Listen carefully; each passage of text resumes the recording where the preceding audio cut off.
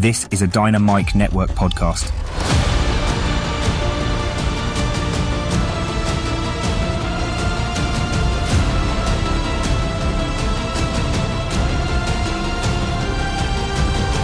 Hi, welcome to the Dynamic Duel podcast, a Rotten Tomatoes approved show that reviews superhero films and series through the lens of the DC and Marvel fandoms.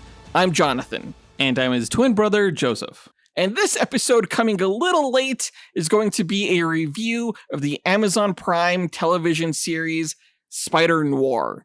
Yeah, well, our episode's never too early or too late. They come precisely when they mean to. Yeah, like Gandalf, right? No, I don't think so. Spider-Noir is sort of a spin-off of the Spider-Verse animated films, as the same producers. But of course, this is live action, starring Nicolas Cage, who cages it up big time. I'd say the show is about as fun as you would want it to be. Exactly. We'll get more to our thoughts later on in the episode when we give our review. Before that, our AI co-host, AJ9K, has a quick message for our listeners, so listen up. Why, hello there. Be sure to tune into the other shows in the Dynamite Podcast Network, including the Console Combat Podcast, where hosts John and Dean simulate battles between popular video game characters. Over on the Max Destruction podcast, hosts Scotty and Gilly pit your favourite action heroes from film and television against each other. And on the Senjo World podcast, host Zachary Hepburn speculates on fights between fan-favourite anime and manga characters. Visit dynamicpodcasts.com or click the link in our show notes to listen to all the shows in the Dynamite Podcast Network. Pip pip cheerio. Thanks, AJ9K. In our last episode, we did a review of the film Supergirl, during which we discussed a lot of the characters in that film that appeared in the comic books. And then we asked you guys who you thought would make a good matchup for some of those characters. The best response we got, once again, was from Devin on Discord. And he suggested Cyborg Superman, who is probably the most prominent Superman villain that we never got around to doing a duel with. And we're going to pit him against the Technarch, specifically Magus, which is a generic term for a leader of the Technarch, which is basically an offshoot of the alien race known as the Phalanx, which is a techno-parasitic artificial intelligence. So the Phalanx created the Technarch as like their soldiers. The term for a leader of one of the Technarch nodes is called Magus. I'm going with the particular Magus that was the father of Warlock. Oh my gosh, change the channel, I'm bored. Who is one of the members of the New Mutants. It's pretty fucking complicated, but all you need to know is that this particular Technarch is one of the more prominent within the Marvel Universe. Yeah, I remember you mentioning the Phalanx during our Legion of Superheroes versus New Mutants episode. Yeah, because in that duel was Cypher, who had eventually merged with Warlock, who was... Yeah, anyway. Basically, Warlock's father pursued him to Earth for fleeing their species' ritual death duel and became an enemy of the New Mutants. He has the ability to shapeshift his techno-organic body. He can alter his size. He can regenerate. And he could also spread the techno-organic virus to other people, drain their energy, and fly fast enough to fly through hyperspace, particularly when he transforms his body into a spaceship. That's cool, I guess. Not as cool as Cyborg Superman, though, who was once astronaut Hank Henshaw, and he was bombarded by cosmic radiation during a doomed space mission with his wife. His body died, but his mind survived digitally. After Superman's death, he used Kryptonian tech to become Cyborg Superman. Technopathic, technomorphic, and with all of Superman's Kryptonian powers. The Phalanx are used to fighting X-Men, not characters like Superman. Well, at his most powerful, I saw Magus literally rip a star in half and then hurl it. So, what? Yeah, you're fucked. Yeah, you're fucked. But let's see how fucked you are by finding out who wins. AJ9K, the results, please. All right, after running 1,000 simulated battles between the two characters, the winner between Cyborg Superman and Magus, the Technarch, is Technarch. Shut up! All right, you're right. It was Cyborg Superman. You know why? Because he has fucking Superman in his name, and he needs a new fucking name. That's stupid. He won out of 1,000 matches, 536 battles, whereas the Technarch only won 464. It was pretty close. Magus, the Technarch, had an advantage in evasiveness and damage at his full potential, but Cyborg Superman has him beat on durability and fighting skill and range. because he can also stretch just like Technarch can. But he also has like heat vision and shit. So He's a really powerful character. Like stats-wise, he would probably even beat Superman. he sounds super stupid, Awesome. Awesome. and I hate him for winning. And I'm sick of DC winning the show. Why do we even do the duels anymore? Because literally, just every character in DC is basically Superman. Yeah, we are pretty cool like that. Moving on to the next segment, we're going to break down the comic book histories of the characters that appear in Spider-Noir Season 1 in a segment we call Who's Who. All right, so the Spider-Man Noir universe is called Universe 90214. Whereas, the mainstream Marvel universe is Earth 616. Not all of the characters that appeared in the show were actually in the Spider-Man Noir comics. They pulled some of the characters from Earth 616 and adapted them into this Noir universe. But, of course, Peter Parker, Spider-Man, is part of that universe. He was raised by Aunt May and Uncle Ben during the Great Depression. After Ben was murdered by the Goblin's men for organizing labor strikes, Peter became determined to fight corruption. While investigating a shipment of stolen antiques, he was bitten by a spider released from a mystical spider idol, and he gained spider-like abilities. Using a costume based on his Uncle Ben's World War I airman uniform, Peter became Spider-Man, battling mobsters, Nazis, and other criminals while working as an investigative reporter. Wow, that is way different from the show. Yeah, absolutely. The show is largely a original interpretation of the character. Now, powers-wise, Spider-Man Noir possesses superhuman strength, speed, agility, stamina, and the ability to cling to walls. His spider sense warns him of danger, and he can fire organic black webbing from his wrists. He's a skilled hand-to-hand combatant, investigator, photographer, scientist, and marksman. He carries firearms and wears light body armor. Appearing in Spider-Noir Season 1 is Silvermane, although he's not in the Spider-Noir comic books. So I'll give you his mainstream Marvel Universe backstory. Silvio Manfredi immigrated from Italy to New York as a child and joined the Magia crime family while still a teenager.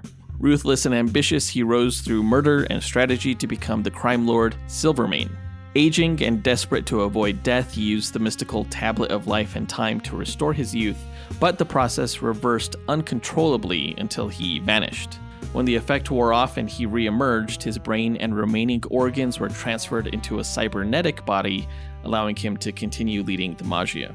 But of course, in Spider-Noir Season 1, he is not a cyborg. Yeah, and he's Irish instead of Italian. Right.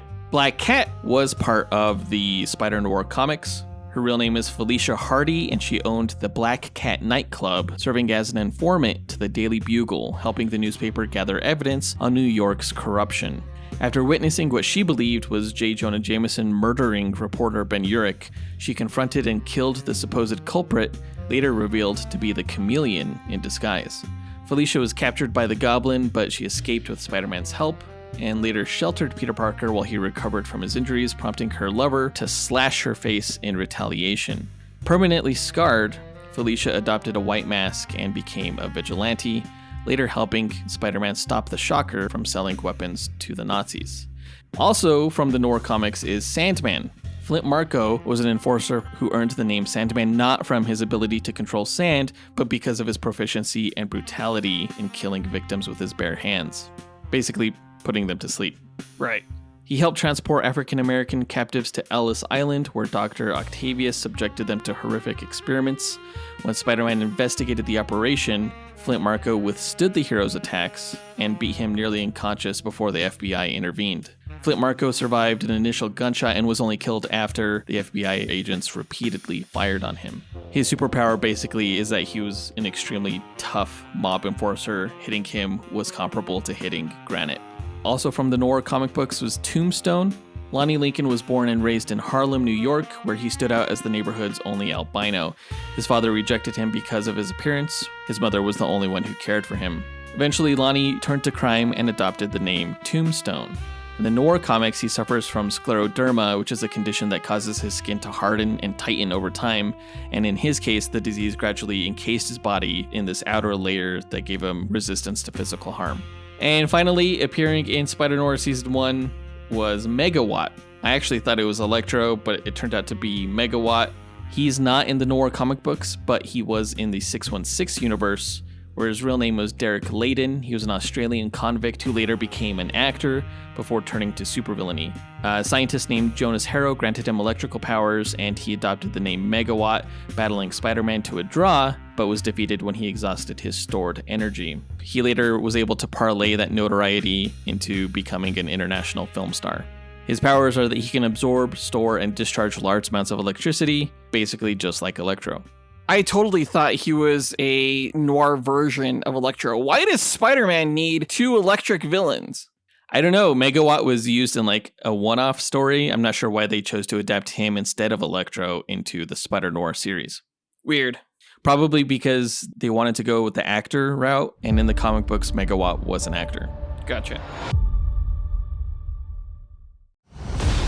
Interesting set of characters from the comics, but let's go ahead and move now into our review of the Amazon Prime television series, Spider-Noir, Season 1.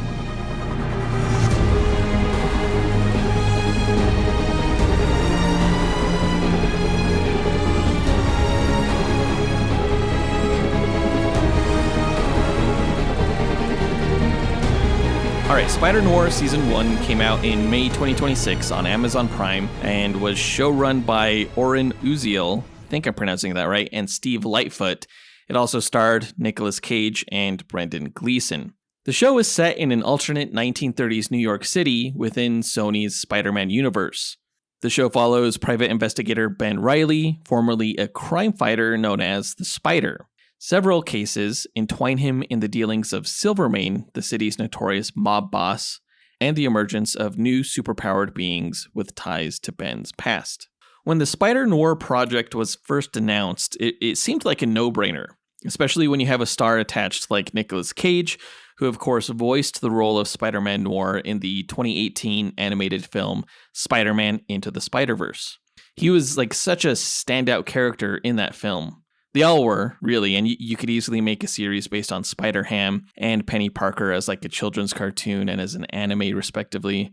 But film noir is so unique and underutilized in this day and age, and so fascinating in its vision and tone that I remember thinking like, yes, make a Spider-Man noir project first, lean into that, because I think it's exactly what superhero fans need right now, especially to inject some interest in the superhero genre, which at this point is largely perceived as rote and uninspired.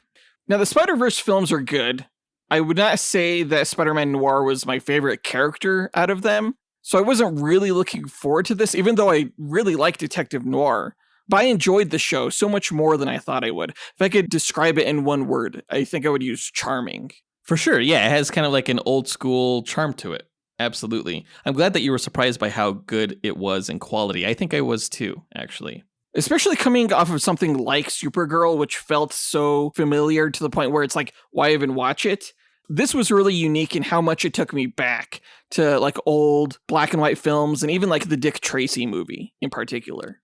Yeah, I think that's a good comparison. Film noir itself is not necessarily new to Marvel and DC. It's not like a genre so much as it is like a style. A lot of Batman projects are film noir, I would say, right? Like especially The Batman with Robert Pattinson. Batman The Long Halloween was definitely film noir. So was like Batman Caped Crusader, the animated series. There have also been projects like Werewolf by Night. Logan was released digitally with a black and white version called Logan Noir. And there was like a film noir segment of Justice League Warworld that came out with Superman. That was pretty good. Yeah. So I wouldn't say that like film noir is new to the superhero genre, but I don't think a Marvel or DC project has ever leaned into it as much as the Spider-Noir series. No, for sure. It was definitely the noiriest of all the noir. You know, it had the Chiaroscuro contrast lighting, the Dutch angles, the long shadows. It was a hard-boiled detective story. It had the femme fatale, you know, all those tropes. We're far enough now from like Sin City and the spirit for that style to feel novel again within comic book films, especially in the world of Spider-Man. The show was released in color in addition to black and white. They called the color version True Hue Full Color, which was like a take on Technicolor recolorization. And after watching the full show in authentic black and white, I tried to watch it in color for comparison's sake, but I just couldn't get into it. Like the colorization was stylish, but it took me out of the gritty world and made it a little bit too comic booky. Yeah, see, I actually liked that though, because at first I was going to be a diehard only black and white for the show. but curiosity got the best of me. And I actually ended up watching a majority of the series in color. Now, when Spider-Man Noir came on, that's when I switched to black and white. But otherwise, I was watching it in color by the end. Interesting. Like, I like watching film noir stories in black and white more because it kind of forces you to notice the details. It's like more intimate. It's more impressionistic than literal. You aren't distracted by like all the pizzazz. I think that really helps sell the tone and therefore helps sell the story in black and white. Both worked. Surprisingly, I did not think that was going to be the case, but it totally did. And shout out to the cinematographers for being able to do that. Well, I mean, it did get nominated for an Emmy Award for cinematography. Actually, the series got nominated for 11 Emmys. I mean, that's a bit much. I don't think it needs that many. It's a great testament to the show's quality. For as much as the show leaned into film noir, the series still feels modern and flashy in some ways. Like, for all its strengths as an example of noir, I think it could have leaned even more into the style. I think it would have been cool to see them stick to practical effects, ditch the CGI, ditch some of the bathos comedy, rework the musical score to dramatic strings, and go like full Maltese Falcon or Double Indemnity with it. I mean, if the show had more courage, they would have made it look like it was actually filmed like in the 1930s or 40s. This definitely was not. But, I still understand what it was going for. Yeah, I mean, like, I understand that they want to appeal to modern audiences, but I prefer big creative swings over broad appeal. And I think it would have been really cool to see something made in that style in these modern times. That said, I do commend Spider-Noir for going as far as they did creatively. I think despite all of the, superpower shenanigans, the showrunners and writers still produce something that is relatively grounded and focused on what matters most to a project like this, which is probably story and dialogue.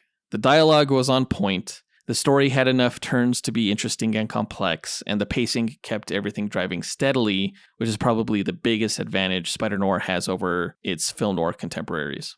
I kind of buried the lead in this review, but really the show's biggest draw is Nicolas Cage, I think, who's given a role that he can really sink his teeth into here. The role kind of fits his inconsistent approach that often wavers between dead serious and so not serious. Like, we've talked about him before in our review of Ghost Rider: Spirit of Vengeance. And we said that, he has the capacity to convince you that he's the greatest actor of all time in films like Adaptation or Matchstick Men, Leaving Las Vegas, Mandy. But he also has the ability to convince you he's the worst actor of all time in movies like Vampire's Kiss or The Wicker Man.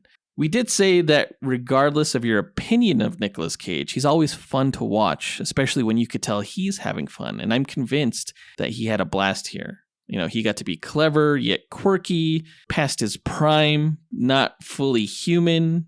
I really loved every minute of it. It was sad to see how much he's aged. That definitely came across in this series. That said, I totally agree with you that he had a blast doing this. From the voice alone, it was like a mixture between Humphrey Bogart and Jimmy Stewart. For sure. Yeah, I think at first I thought that they cast him too old and that he wouldn't be believable as a crime fighter, but the script wisely leans into that. Like, this isn't a show necessarily to watch for the action per se. It does have a decent amount of it, but the show knew what it was doing, and it did cool things. Like in the Spider-Man Noir comics, as I mentioned earlier, Spidey wears his Uncle Ben's World War I uniform. But in this show, it was he who served in the war. Aging him up not only gives us the intrigue of like a down-and-out protagonist, but it also gives us like a new type of Spider-Man to root for, one that's not kind of boyish, I like seeing a Spider-Man who's too old for this shit, who's grown cynical through all the tragedy that he's experienced and yet still can't bring himself to stop caring. Oh, for sure. Great take on the character. And honestly, that flashback episode where they went into his origin, probably my favorite episode out of the whole season. I would agree. Yeah, I really liked his origin story in this show. I want to talk about spoilers. I can't. I just want to say his show origin is awesome. Probably better than the comic book. It is better than the comic book for sure. Other standouts in the cast beyond Cage, I think, were Brendan Gleeson as Silvermane. They kind of turned him into more of a Kingpin-esque character, which is different than the comic books, but Brendan Gleeson would make an awesome Kingpin. And you know what? I hated that initially. I was like, oh, great. A Kingpin mob boss type villain. But as the show went on, Brendan Gleeson is just an awesome Irish mobster. He's like really good in the role. Yeah, he's kind of scary even. I thought Lamorne Morris as Robbie Robertson was fantastic. The guy is so damn good the more I see of him in other projects, like that SNL movie that came out Saturday night. He's just really showing off his acting chops. And of particular note, I really liked Lee Jun Lee as Kat Hardy. I thought she fucking nailed it here as the femme fatale and entirely believable in all of her line delivery. Amazing singer. I thought she was just brilliant. Those musical numbers were great. I watched them twice. Yeah. And I was also surprised by how few cast members I knew of. They were all pretty much no names, except for Brendan Gleeson. But they all held their own with Nicolas Cage's performance. Which is not an easy task to do. No. I can't think of another TV series that Nicolas Cage has done. No, this is his first leading role in a TV series, actually. You know what? He needs to do more of them, because he's talented enough to just bring me back week after week. I completely agree. Overall, like, I had such a good time with the show. I'm really glad that we are taking the time to review it, because I think there was a point where we thought we might skip it. I'm proud of the Emmy nominations that the show has received, including things like production design, cinematography, original score, makeup, a lot of technical stuff, nothing for performances, but I think it's still well-deserved. This sharply written homage to classic film noir, which includes the standout Nicolas Cage performance, I think is the novel superhero project fans need right now. I'm giving the show 4 stars out of 5, a fresh rating on Rotten Tomatoes. Which, yeah, is probably the same rating I would give it. It was fun to watch. It's definitely not like The Penguin caliber. No. But what can be, really? Yeah, I think if the series leaned more into the noir elements, like I said, and really produced it like they would in the 1930s, I think it would be a 4.5, maybe even 5-star show. But as is, I truly enjoyed it. Now, this was a spoiler-free review, as our reviews are going forward. But Joseph, are there any spoilers you can reveal, even out of context ones? Sure. In Spider-Noir Season 1, you can see a drunk Spidey dance in his underpants. Okay. In Spider-Noir Season 1, you can see a Spider-Man, lowercase, no hyphen. Again, one of my favorite moments in the season. And in Spider-Noir Season 1, you can see Spider-Man shoot sticky white stuff on his lady companion. I had to. I mean, but you could say that about any Spider-Man movie. And that is why Spider-Man films are all pure pornography, in my opinion. Don't you mean Sisterhood of the Traveling Pants? Oh, yeah. Yes. That does it for our review, guys. AG9K, help close us out. Thanks for listening to Dynamic Duel. Visit the show's website at dynamicduel.com and follow us on Instagram at Dynamic Duel Podcast. Don't forget to listen to the other shows in the Dynamite Podcast Network, including Max Destruction, Senjo World, and Console Combat. So Comic-Con is coming up. DC is not going to be there, DC Studios. So makes sense. They suck. That sucks. And I'm wondering why. I wonder if it's because of the poor performance of Supergirl or what. I don't know. It's just really hard to be a DC fan right now. The Batman sequel is pushed to 2028. The only thing we have to look forward to really is Lanterns, which I don't know. You have Clayface and Man of Tomorrow. Oh yeah, well, Man of Tomorrow is until next year though. Clayface I am looking forward to. Hopefully we get something good out of that from Comic-Con. There's a lot of good animated stuff out right now. Like X-Men 97 Season 2 is out. I got to watch that. And you have My Adventures with Superman, the next season coming out, along with Batman Caped Crusader. That's true. More important than any of that, though, is Spider-Man Brand New Day, which comes out in just a few weeks. And that will be our next review. Looking forward to that. You know what I'm really looking forward to this year, though? Dune 3. Everyone needs to check out that trailer. Definitely see it opening day. Fuck Avengers Doomsday.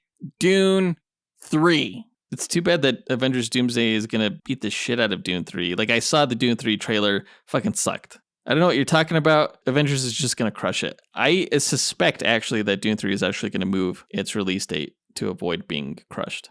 Because Avengers is going to generate way more hype at this Comic-Con than Dune is. And then Warner Brothers are going to realize, oh shit, we're fucking up here.